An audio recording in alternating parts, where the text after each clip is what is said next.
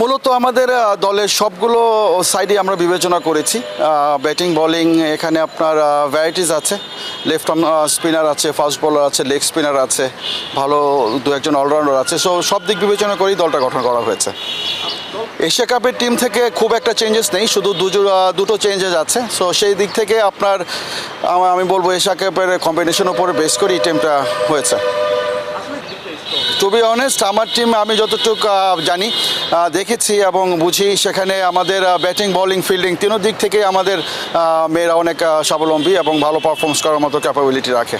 Asia কাপে ফাইনালে যে এক্সপেক্টেড রেজাল্ট আমরা আশা করেছিলাম সেটা হয়নি, বিকজ এখানে একটা ওয়েদার কন্ডিশন একটা বিশাল ব্যাপার।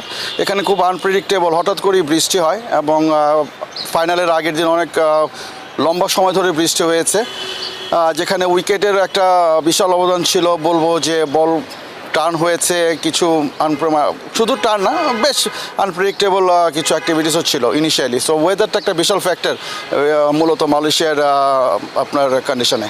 হ্যাঁ, অবভিয়াসলি মেয়েরা স্টিল কনফিডেন্ট।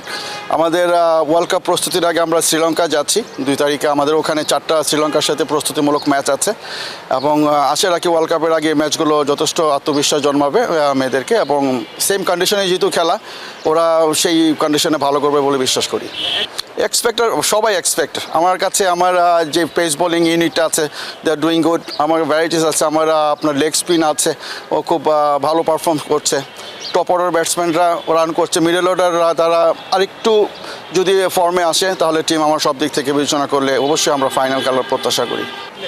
অবশ্যই যত বেশি মেয়েরা আপনার পার্টিসিপেট করবে তত বেশি আমরা ট্যালেন্টগুলোকে ফাইন্ড আউট করতে পারবো এবং বাংলাদেশ ক্রিকেটকে আরও সমৃদ্ধ করতে পারবো বলে বিশ্বাস করি।